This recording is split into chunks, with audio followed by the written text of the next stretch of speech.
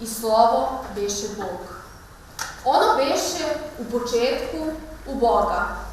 Sve kroz njega postade i bez njega ništa ne postade, što je postalo. U njemu beše život i život beše svetlost ljudima. Nema veće časti za slovo nego da se njime imenuje Sin Božji, Spasitelj sveta, očovečeni, raspeti i vaskrsli Isus Hristos. Nema veće pohvale za reč nego da ona postane sinonim onoga koji nosi svetlost, radost, smisao i život. Nema većeg dostojanstva za logos nego da se on poistoveti sa istinom koja oslobađa, preobražava i spasava. Zato je i nama ljudima, misionarima slovesne tvorevine Svevišnjega i samo nama dat taj dar. Dar reči, dar govora, kojim obznanjujemo slavu Tvorca i veličamo dela njegova.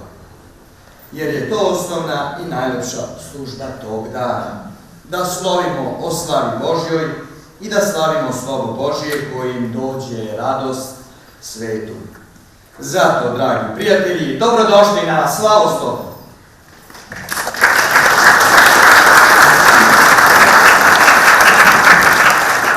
Prvi će nam se predstaviti Nikolaj Stanić.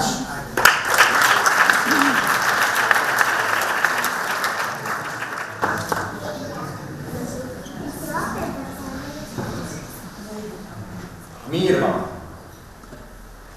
I evo opet kažem, mir vam. Svi veliki gospodari ovoga sveta proglašavali su mir. Svi veliki gospodari ovoga sveta proglašavali su rat. A rat, to je najstrašnija stvar u svetu. Svet pada zbog rata, jer rat je smrt.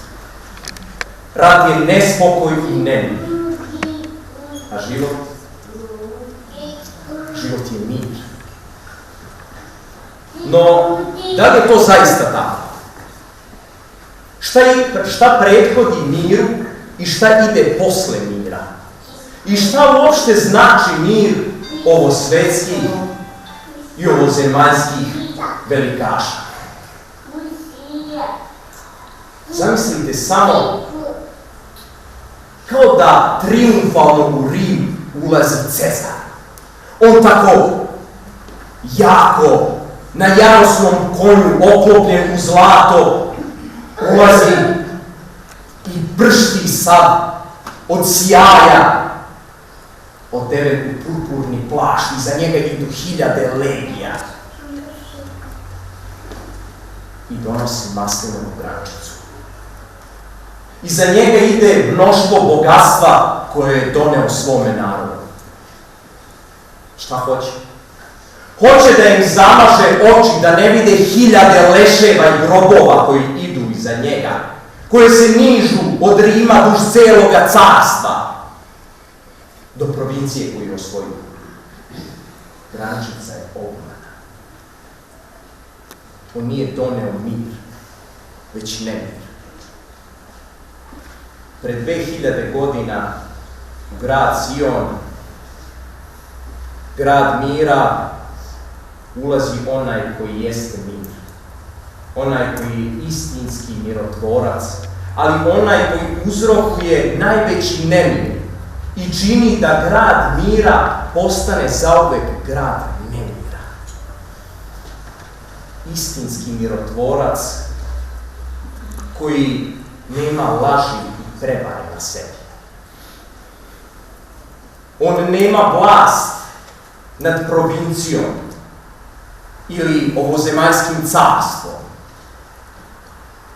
Njegova je sva zemlja i podzemlja. Njegovo je svo podnebesje i nebo. On dolazi da spase svet. Danas ga Jerusalim dočekuje. Iza njega ne idu i ne nižu se leševi i groblja i grobovi, već za njime idu isceljenja bolesnih i vaskrsenja mrtvih. To je njegov trijumf. On je uzrok novoga pravca, novoga kursa koji uzima svet. Zapravo, svet njime ulazi u zonu nespokoja, jer on donosi spokoj. Istinski mirotvorac donosi mir koji svu vasionu uznemiruje zbog njegove pobede. Pobede života nad smrću. Rat je završen. Pobeda je mir.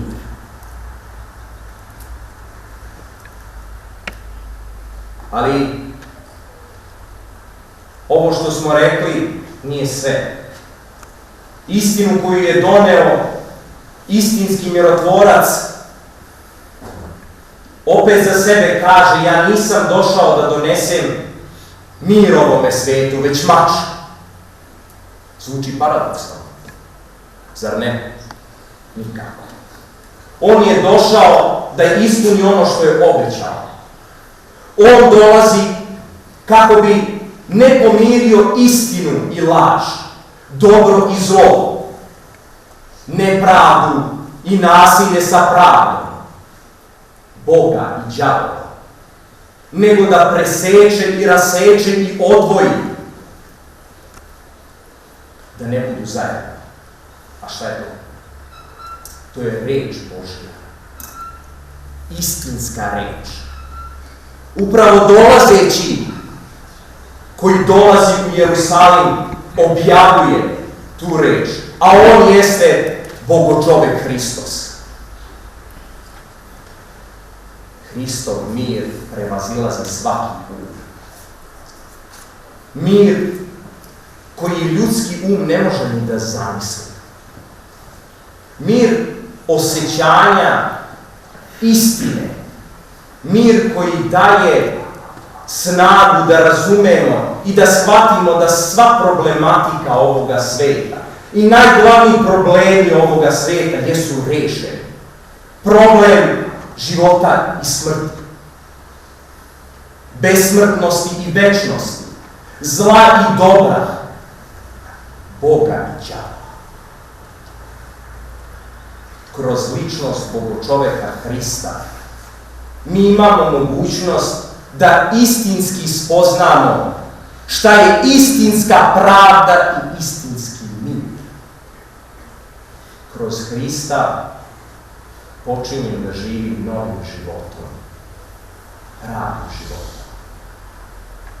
Kroz Hrista postajem slobodan od svih teskoba koji su nahrlili na mene.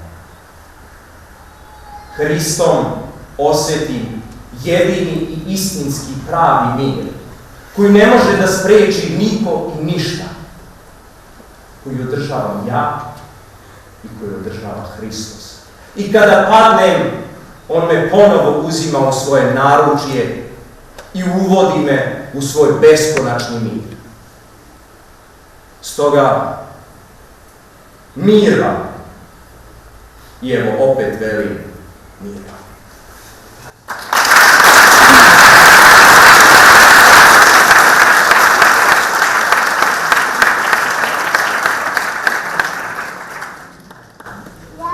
Poštovana publika, podsjećam vas da za vreme beseda treba da vlada potpuna tišina, kao i da nema izraženja dok besede traju, da ne bismo ometali naše učesnike.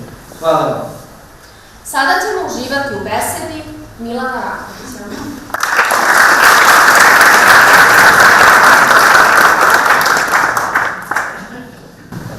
Pomaže Bog, braći i sestre. Hristos vaskrse. Tako je, smrt je pobeđena.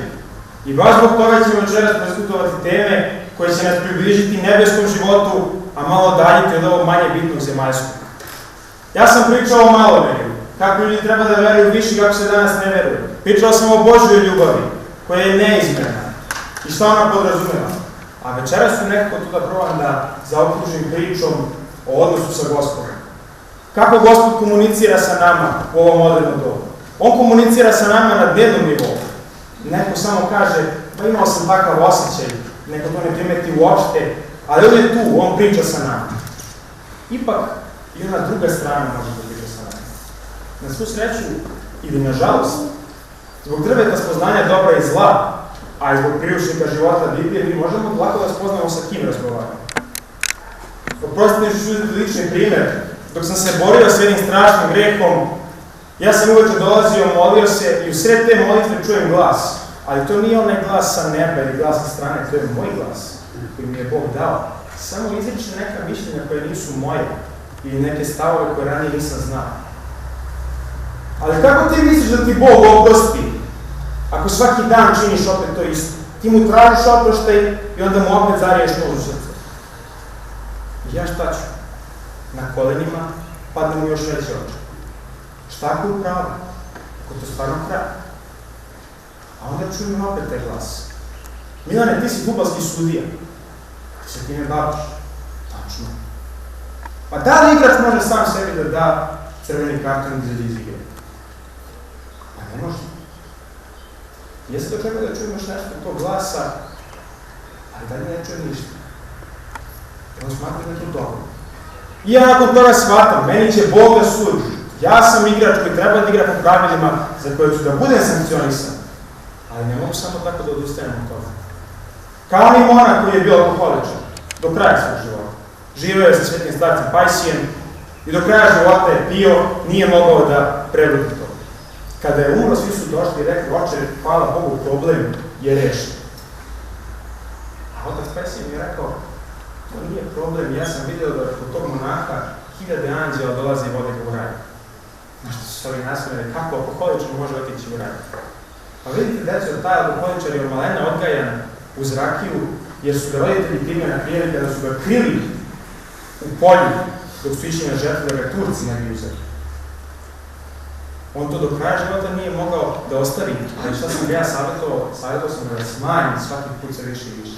On je sa 20 i nešto čaša dnevno prešao na jednu čašu i nakon toga i umro. Bog je u njemu video borca koji se bori protiv greha, a svi ostali su ga osuđivali.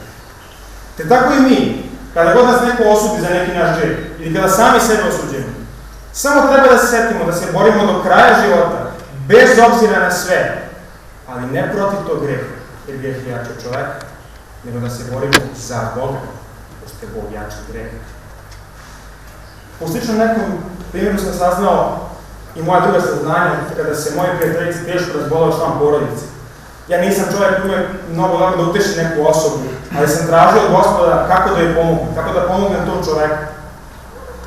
Šta ja da uradim?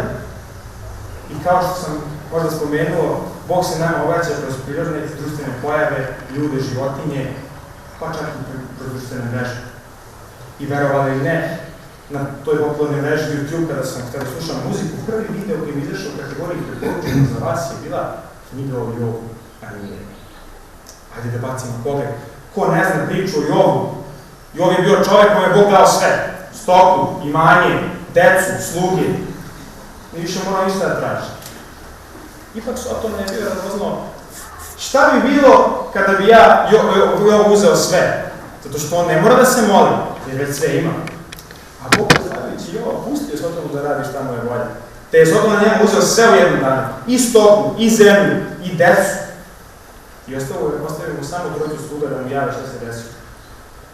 Jov, iako iznenađen i tužan, njegova reakcija je bila Bog je dao, Bog je ispred. Nakon toga Sotona napada opet, ali njegovo telo prekriva ga bolnim čirevima. Jov opet kaže, Bog mi je život dao, Bog možete da uzmete. Isto tako i mi. Šta god da nam se dešava loše u našem životu, sve je došlo od Boga, sve će od Boga i dodati. Kao i primjer apostola Jakova koji imao paralizu. Blaži oblik, mogao je da hoda, ali je bio sporiji. Nije nikada zamolio Isusa da ga izleči, iako je video čuda koje je Isus radio. A jednom prilikom se osetio kao teret toj grupi koja hoda. Gospode, zašto sam ja ovako? Zašto mene ne izlečiš? On se onako lepo nasmijao. Jakove, koju će priču reći ljudi koje sam izlečio? Isus me izlečio, on je Sin Božji, video sam čudo, osetio sam čudo. On je Sin Božji, verujem u njega. A koju ćeš ti priču reći? Nije me izlečio, a opet sam ga statio. Nije me izlečio, a opet sam mu verovao. Nije me izlečio, a opet sam na kraju dobio carstvo njegovo, jer sam ga sredio do kraja. I ako ste pažljivo slušali sve ove 3 kratke priče, mogu se doći do raznih zaključaka. Da se borimo protiv greha, odnosno za Boga, šta god da se desi. Da nam Bog daje kao i ovo, sa oprezom i mogućnosti da izgubimo sve osim njega. A ako nam uzima, neka nam uzima kao Jakov. Da sve što nam uzme ima neku svrhu i neki razlog. I kao što sam rekao, Bog se obraća kroz ljude. I ja se nadam da sam bio koristan večeras da sam nekome pomogao. Hvala.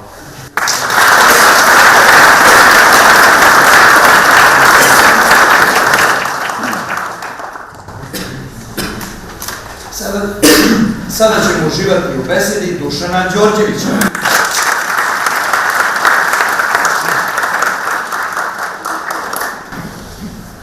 Molitva srpskom rodu. Mili Bože, šta ću i kako ću? Kojem ću se carstvu privoleti? Daje li ću carstvu nebeskome, daje li ću carstvu zemaljskome? Zemaljsko je za maleno carstvo, a nebesko uvek i doveka. Čuvena moralna dilema svetog mučenika kneza Lazara, ili se nama samo tako danas čini? Ima li dileme kada se brani najveća svetinja, vera, sloboda i otadžbina? Naravno da nema. Čitave čete vojnika kroz istoriju su hrabro marširale ka jedinome svome cilju, ka otadžbini. Cilj je bio odbraniti dostojanstvo, ponos jednog malog, ali prkosnog naroda. Najkrvavija i najsvetija tačka bilo je i ostalo Kosovo. Tamo su svetla jutra, tamo su svetinje građene i rušene za čas. Tamo su nikli božuri, to nebesko cveće, simbol umiranja i nade. Nade da se nikada više ne gine za ono što je od Boga dodeljeno nama, ono što se iz srca iščupati ne može. Taj gordi, slobodoljubivi, bogoljubivi narod nije pozivan da brani, sam se odazvao, znajući šta brani i koju cijenu plaća. Nije se plašio, nije drhtao, nije zastajao ispred razjapljenih čeljusti i strašne zveri. Zašto? Zadovoljen Božjom voljom, vođen hristoljubivim idejama, svestan da ne napada, već da brani svoje. Taj mali narod, Bogom izabran, podignuti glava je umirao. Koliko mora da budemo ponosni na pretke, koliko još ima zaveta koje treba ispuniti, odbraniti, poškropiti tamjanom i bosiljkom. Našim venama teče krv Obilića, snaga Hrebeljanovića, duh Nemanjića. Kosovo je suza naših predaka. Srbija je naša kolevka rodne grude. Ona je nadahnuće nade i večnog života. Znate li koliko je bitno sačuvati svoje poreklo od zaborava nadolazećih godina? Vrednije je od svega, svetije od hramova, bogatstvo koje nema cenu. Srbin čuva svoju među i sve što je njegovo. Kada treba da brani, on ne posustaje i ne razmišlja. Jedina pomoć u tome mu je vera u Boga. Vera da se mora odbraniti ono što se voli. Kada dođe vreme, mi ćemo vođeni Lazarevom kletvom poslednji put otići na Gazimestan i tamo ostati na večnoj straži. Zajedno, pod plaštom svete obaveze, osvetlit ćemo obraz naših praotaca, podići ćemo grudvu zemlje, vlažnu od suza i krvi, i tada ćemo ispisati epopeju Kosovskog zaveta. sagradit ćemo srpsku ćupriju od ponosa i ljubavi i načinit ćemo venčiće od božura i ramundi. Zaigrat ćemo kolo pobedno, srpsko kolo herojstva. Za navek će pravoslavna zvona, Svetinja, Žiče, Gračanice, Manasije, Hrama Svetog Save peći, zvoniti opomenom i pozivom da nikada ne zaboravimo davno date zavete ostavljene nama u amanet. Sve srpsko je malo, ali sve sveto. Srbi imaju duhovnu vojsku svoju, milione palih boraca za slobodu, ali posljednji smrtni uzdah Orlovića Pavla zauvek će odzvanjati. Peši grdna kletvo, zavet Srbi ispuniše. Mili Bože, stvoritelj naš, moliti se, srpski rod, da uslišiš molitve njegove. Ti jedini znaš da se čast, obraz i vera nikada ne prodaju, jer oni koji su to učinili postali su izdajnici, a među svetim narodom nema mesta izdaji. Krst nositi vama je suđeno, teške borbe svojim i s tuđima. Težak vijenac, ali je voće slatko. Vaskrsenje ne biva bez smrti.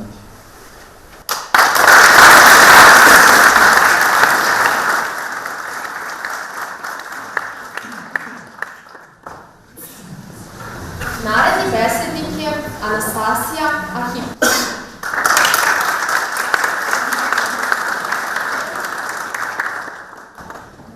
Dobro večer svima. Pre svega, Hristos Vaskrese. Mnogo mi je drago što sam danas ovde sa vama i nadam se da će i vama biti drago da čujete moju besedu. Tema besedi je reč. To je bio jedini materijal koji sam imala, pa sam se u jednom trenutku zapitala, a šta je to reč? Tako bez veze pitanje, reč koristimo svaki dan, pa čak i malo deca ih upotrebljavaju. Odgovor mora da je vrlo jednostavno i svima nama poznat. Reč je... A šta je to? Reč. Ako niko nema ideju, a nema jer je to moj monolog, onda predlažem vama za početak da kažemo da je reč skup slova sa određenim smislom. Naprimer, skup slovo R, U, K, A predstavlja moju ruku. Vrlo logično, jel da? Ali zar može jedan običan skup slova da služi kao lek u teškim situacijama? I sami znate sa koliko toplote može jedna lepa, fina reč da zagrbi naše srce i da učini da se osjećamo bolje. A može i suprotno. Da nas udari jače bilo kog šamara i to direktno u srce. Iz toga mora da sledi da ta reč, taj skup slova, mora da posjeduje veliku snagu. O toj snazi se znalo davno i ja nisam prvo koja govore o tome, ne pričam ništa novo. To su davno poznate istine i postoje puno modrih izreka i citata na tu temu, kao što je svima poznata lepa reč i gvozdena vrata otvara. Dakle, reč je dosta starija od nas. Reč je ono što je bilo na samom početku. Sam Bog stvara reči.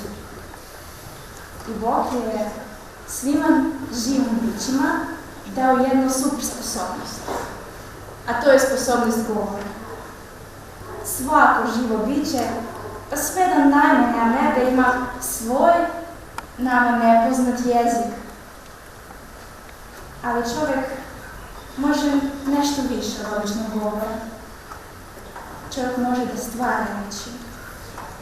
Jer rečima mi izražavamo svoje osjećanja, rečima delimo svoje misli. Da ih nema, ne bih ni ja imala ulogu ovdje sada. Rečima možemo stvoriti vezu, prijateljstvo, ljubav. ali tako moćna stvar kao reći danas na dan zagubi na značaju.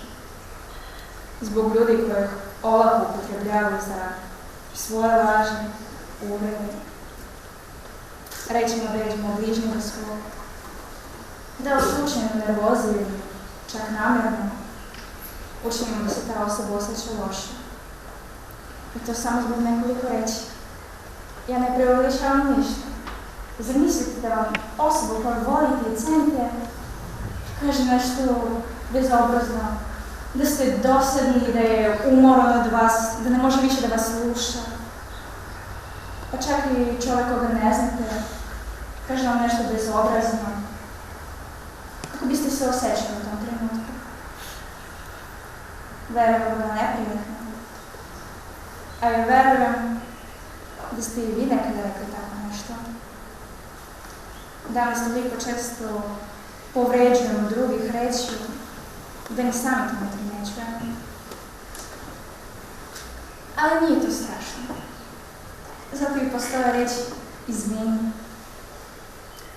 Na vreme rečena lepa reč može da ispravi situaciju. Strašno je kada zaboravimo. Ne izgovorimo. Strašno je kada zanemarimo.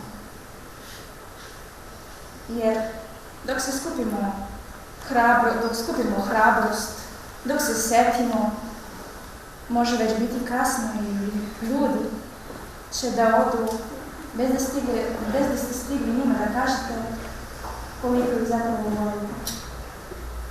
I te neizgovorene reči će ostati kamenom u srcu. Jer istina da reči potiču iz glave i izlaze na usta, ali se zabeležavaju duboko na srcu. Njihov odjek možete osjetiti i sami, svaki put kad čujete nešto. Možete osjetiti kako vas bolno steže, kako postaje sve teže i da je neprijatan osjećaj u srcu. Kada se neko ruga na vas, kada na vas neko viče, a možete osjetiti kako radosno kuca i greje vas toplotom iznutra kada čujete jedne lepe reči. A njih ima zaista puno. Ja mislim da bismo trebali više da ga koristimo. Jer reč nama nije data kako bismo samo izrazili neki predmet ili svoje potrebe. Reč je hrana za dušu. Dakle, reč nije obično zvuk slova. Reč je dar koji treba koristiti. Hvala.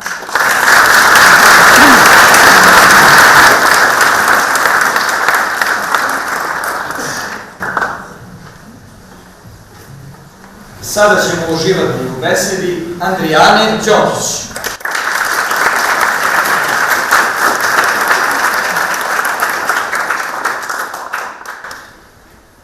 Dobro večer, ja sam Andrijana Đokić i večeras želim da govorim o onome što spasava dušu od očaja. Govorit ću o pokajanju. Griža savest. Svima dobro poznat gorak osjećaj. Ne da nam noći da spavamo, ne da mislimo da skrenemo na nešto svetlije. Zgrčeni, namršteni. Svim silama se trudimo da opravdamo sebe i svoj postupak. Tražimo na bilo koji način da ubedimo sebe i svoju nevinost.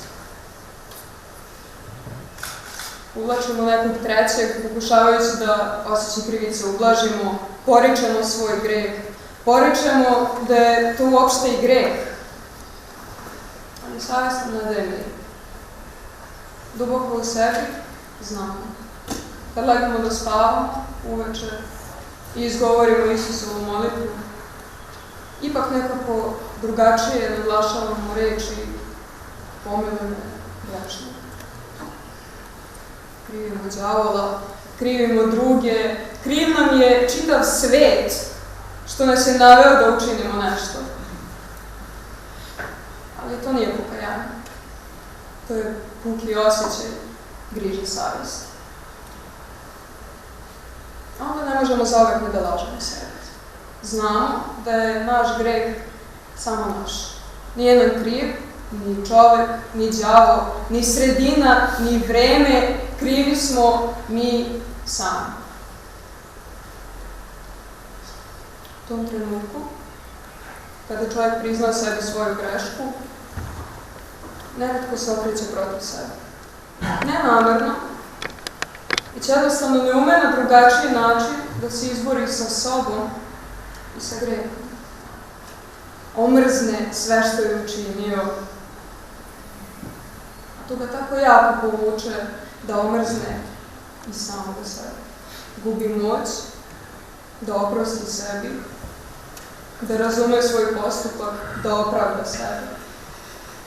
Skoro pa kao da se razdeli na dve potpuno nezavisne ličnosti, jednu koja je učinila nešto za što se kaje i drugu koja prekorava prvu, mrzi je i ne može da joj oprosti.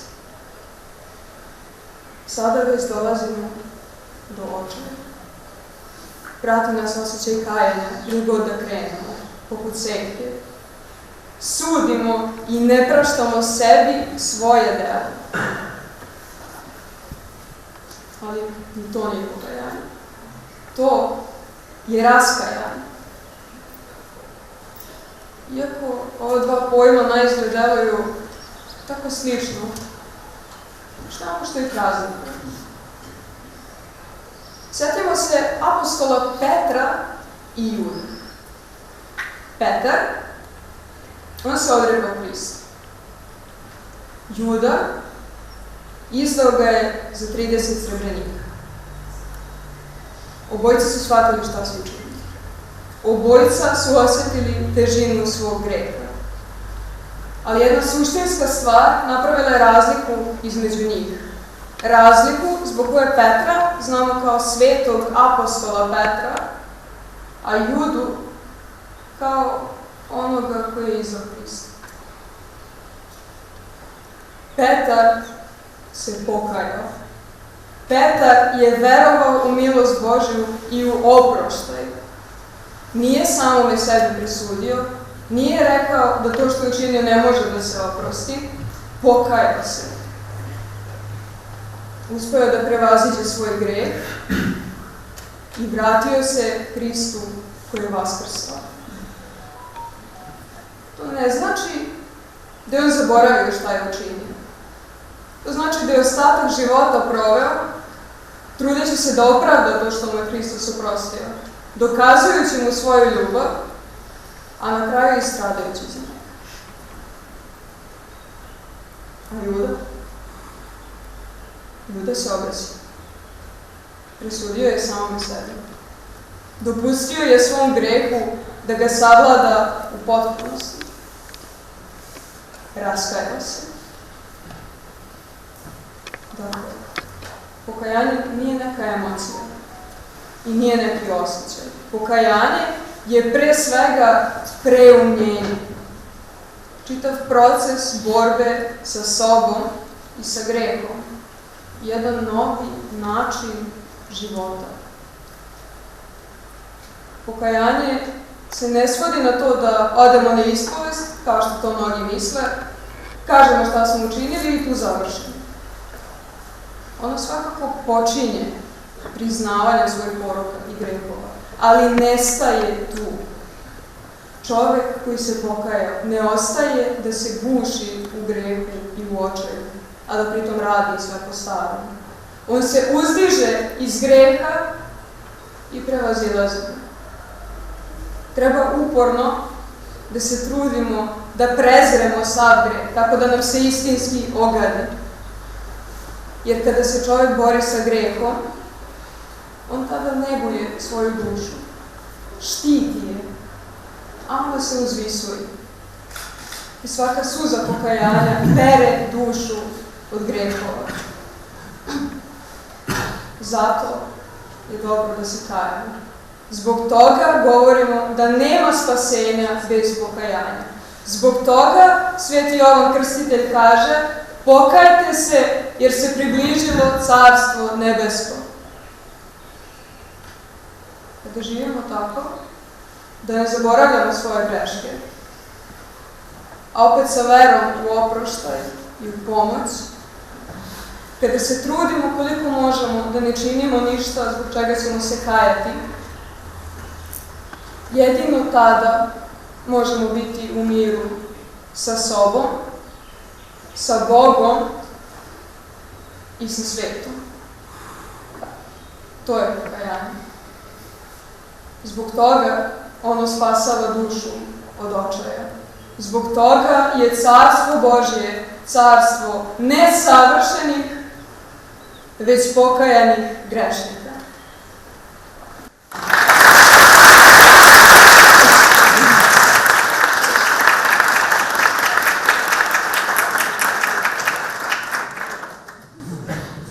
Sada imamo zadovoljstvo da saslušamo besedu Jane Aleksić.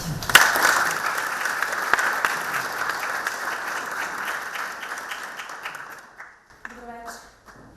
Ja sam Jana Aleksić, dolazim iz Smederevske gimnazije i večeras ću vam govoriti o jednoj od najbitnijih vrlina za sve nas hrišćane. Govorit ću vam o poverenju.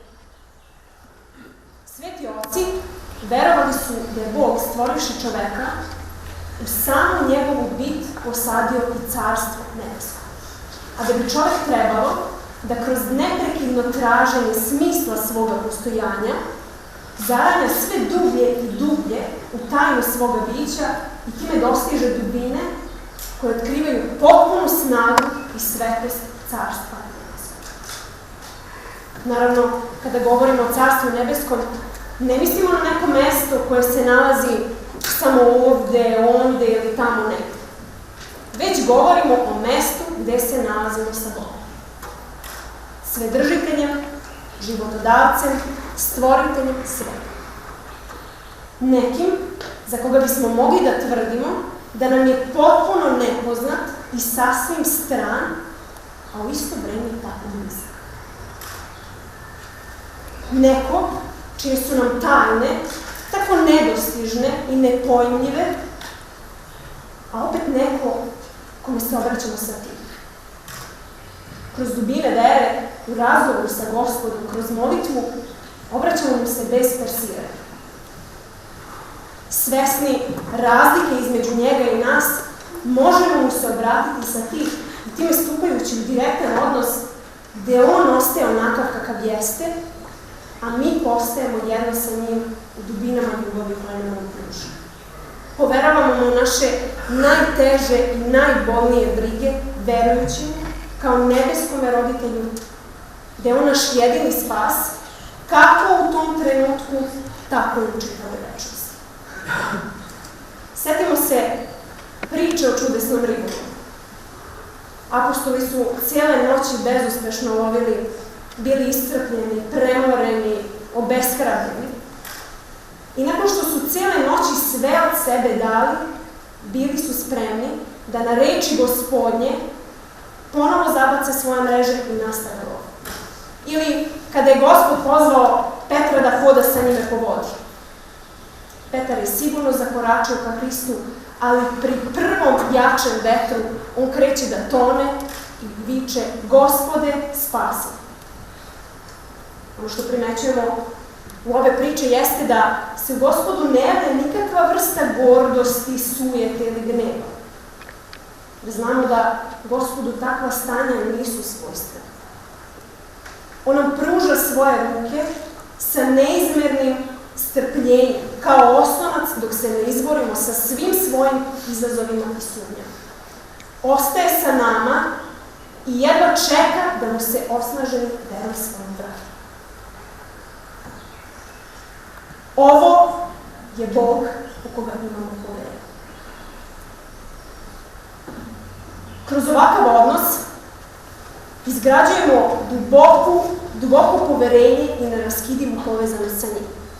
Istak Sirin je čak ovu povezanost definisao tako da je Bog ljudskoj duši bliži i od samog života u ta duša živi. Dakle, poverenjem i samo poverenjem. Mreže bivaju napunjene i prepunjene, a Petar, kao i Gospod, hoda po vodi. Dakle, ovo je Bog u koga imamo poverenje. Ovo je Bog u koga možemo i koga treba da imamo poverenje. Jer vidimo da šta god da se događalo i kakva god oluja bila pred nama, onaj koji sa poverenjem pruža ruke ka Hristu, bit će spašen. Jer znamo da on ostaje sa nama i daje nam prostora da kada god mi budemo spremni za to, da mu se vratimo i započnemo put ka njemu. Često, kada se nađemo u okruženju ili unutar neke zajednice u kojoj prebiva Bog, nailazimo na iskustva ljudi koji su po mnogo čemu slična našim. Najčešće se ona nalaze na različitim nivoima od našeg, ali bilo kako bilo, ona su različita, ali u isto vreme i bliska onima koji sami posjedaju. Naravno, ona pre svega imaju za zadatak da nas nauče i da nas pripreme za naš dalji duhovni život. Ali ne smemo ih se strogo držati. Moramo im prilaziti trezveno. Odnosno da znamo da su ljudske zajednice i čovek ograničeni. I da ono što oni mogu da nam pruže jeste istina, ali ne sva istina i ne ona punoća istine koja je samo sam Bog i koju jedino Bog može da nam pruži. Zato se molitvom i učestvovanjem u crkvi, telu njegovom, treba približiti Gospodu. Svetotajinski se pomešati sa njim, što će nam svaki naš sledeći korak u životu činiti mnogo sigurnijim i odvažnijim. Jer neće nas uvek u životu pratiti vreme prosperiteta, a u vremenima kada svaka vrlina bude dolazila na svoju proveru, samo oni koji zadrže veru u sebe i poverenje u Gospoda i njegove promisli, oni će se moći nazvati decom njegovom. Zato, Gospode, imam poverenja i neka bude volja Tvoja. Hvala.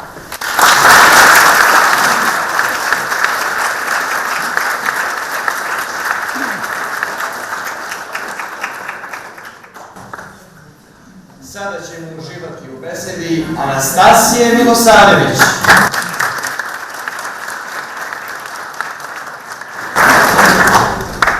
Pomaže Bog, braćo i sestre. Hristos vaskrse. Ja sam Anastasija Milosavljević i danas ću vam pričati o majci.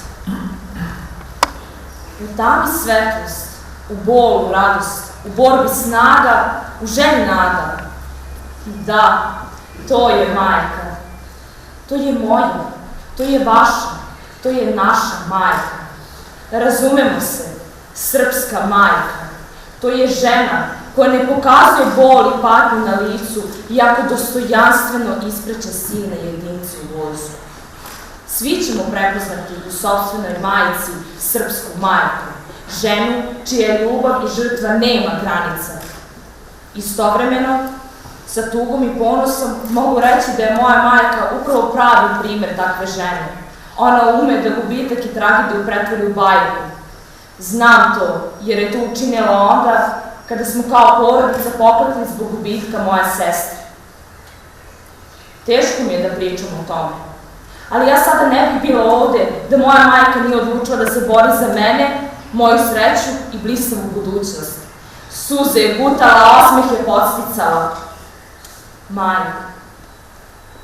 Eto, i sam Bog, Gospod, Isus Hristos ima majku, Bogorodicu. Ta ista Bogorodica je mogla da doživi ono što u današnje vreme zovemo akušersko nasilje.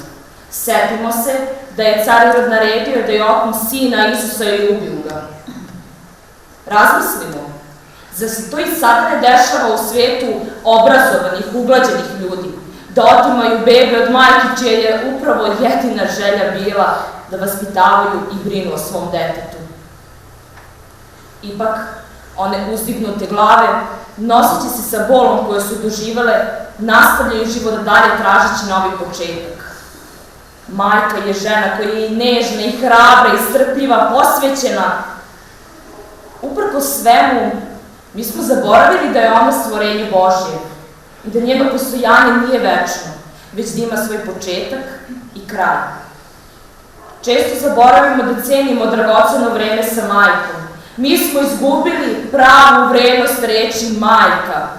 Da li je tačna ona fraza koju ponavljamo? Ma, ona je majka, ona mora sve da trpi. Nismo razmislili kroz šta je sve prolazila da bi nas donala na ovaj svet. 9 meseci jedno telo bili, a gde su nam godine odrastanja, prve reči, prvi koraci, naši hirevi zanovetanja i niz svih naših želja koje ni sami ne možemo prebrojati. Ali mi smo prezazeti. Sve nam je preče. I škola, i drugarici, i izlazi, treninzi. Budimo iskreni. Možemo izdvojiti makar sat vremena da je pozovemo pitajući: majko, kako si? Garantujem vam, to će je usrećiti. Zato osvestimo u sebi vrednost majke, taj stub porodice koji predstavlja osnovnu njenu podršku pružajući ljubav i brigu koja omogućava porodici da raste i razvija se i prevazilazi izazove zajedno. Zapitajmo se, koje je pravo značenje reči majka? Imamo jedan kriterijum na umu. Da li je to biće koje mora ili je majka, ona koja voli, i ne zaboravimo ona koja bi trebalo da bude volja.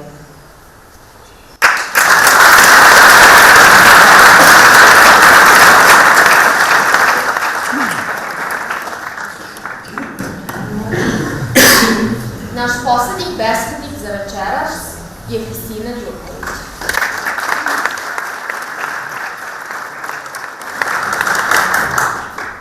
Pomaže Bog. Danas ću vam govoriti o osobi koja se čini snažnom, ali čije su unutrašnje bitke duboke i teške.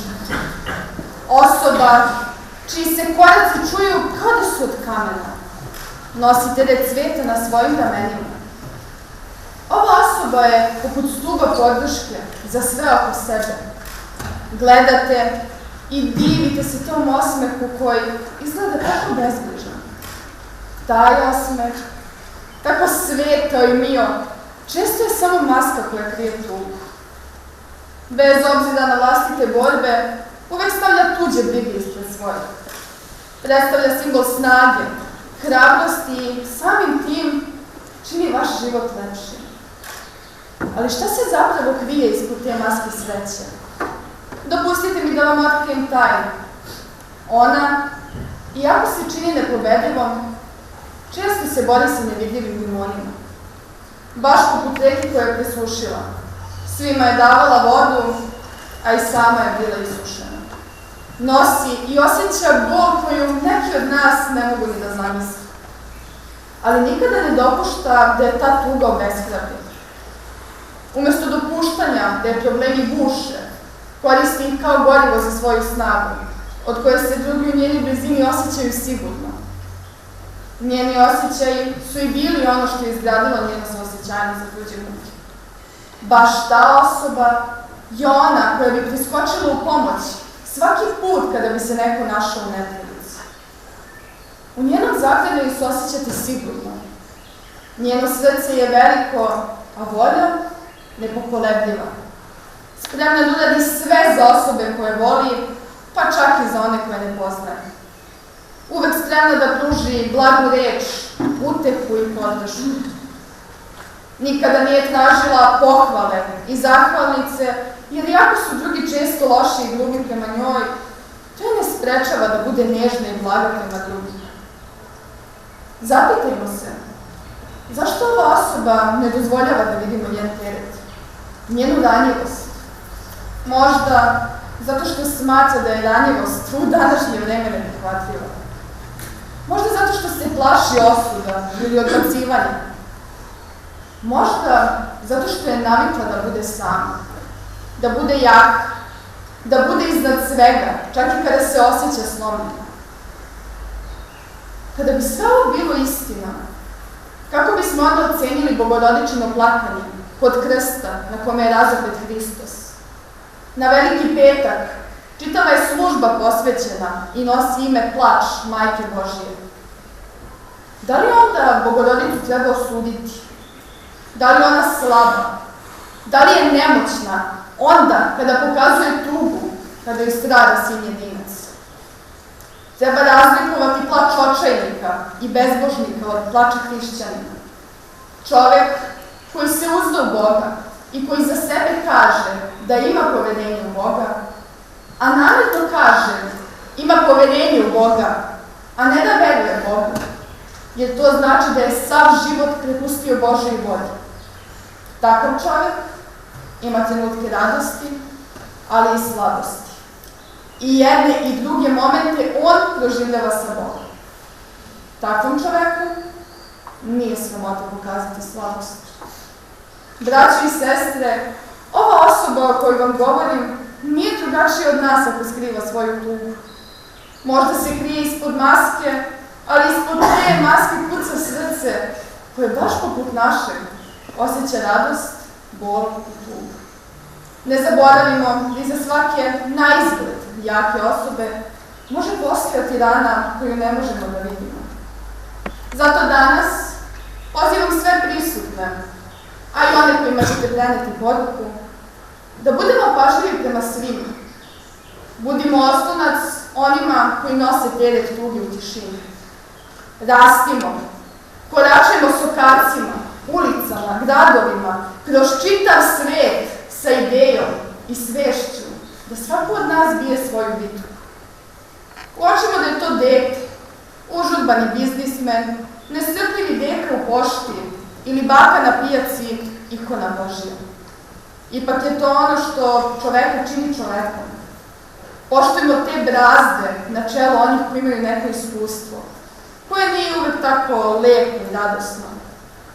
Ali ne zaboravimo ni one koji još nemaju bore, ali ih ti ne tako srećni trenuci očekuju.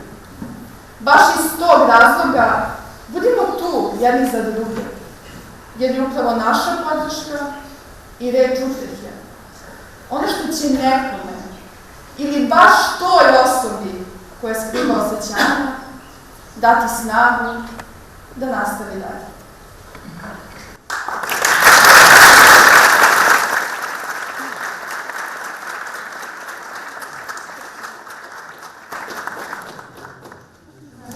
Zahvaljujem se svim večerašnjim kafičarima na divnim besedama koje smo čuli i sve vas molim da ih nagradimo jednim velikim aplauzom.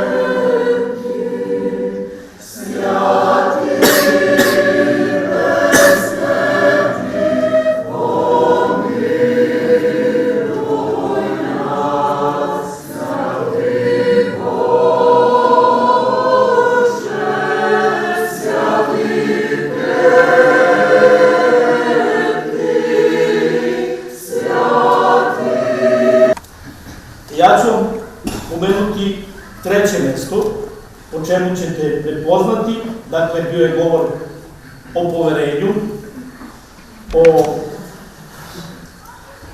malo je naredbodavna beseda, kaže setimo se, a ne volimo kad nam se naređuje, imperativ treba izbjegavati govorima, onda u životu i tome slično, inače sve što se dešava, dešava se u životu. Glavno, u života nema ništa. Ima i u drugom životu, to je opet u životu, ali ima ova beseda divnu patinu, upornost, uzornost, ideju, zamisao i treće mesto smo se odlučili da ga dodelimo Jani Aleksić.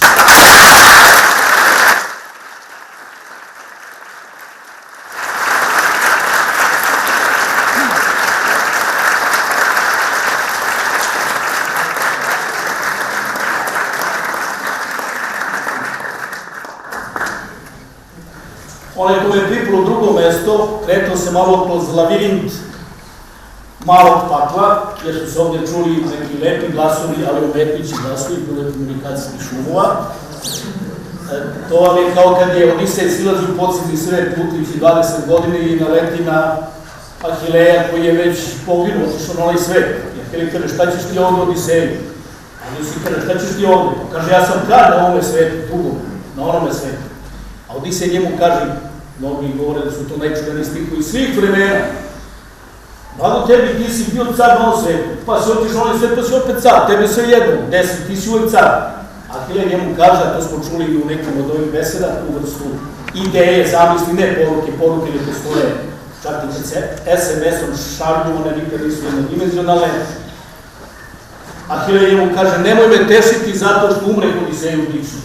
Da ja bih radije bio i seban i služio drugome koji svojega nema imanja, no živi od mrake, nego vladati mrtvima svim što ne vidi sunce. Dakle, bolje je ovozemljski život po Ahileju nego orosvetski život, naročito ako se nije zaslužio. Prepoznat ćemo, dakle, drugu besedu koja govori vrlo sigurno o svojim idejama, sa dosta samopouzdanja, sa izvesnim, samo bih zamolio da se reč trijumf zameni reču pobeda, to je nekako srpskije. I drugo mesto smo dodelili, Marina mi je rekla da se vrati, ja sad skraćujem sve vreme. Nikolaju Staniću.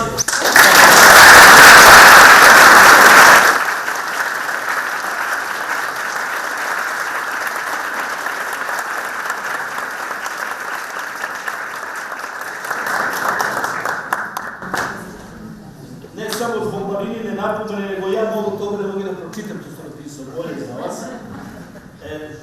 Prvo mesto je dobila beseda gde je vrlo dobar tempo, menjanje ritma, vrlo zanimljiv pristup, vrlo ubedljiv. Ja bih samo rekao, kad govorite o tome da se nešto prevaziđe, imajte na umu da to znači to unaprediti, da bude još veće. Dakle, ne da se prevaziđe, nego da se prevlada, savlada, nadiđe. Prevazići ćemo nevolje, znači nadići ćemo još veće nevolje. Ali to se toliko domaćilo da to teško možemo da iskorenimo tako brzo i da poučemo ovim preporukama. Najzad kažem i ko je osvojio prvo mesto, reč je o Angijani.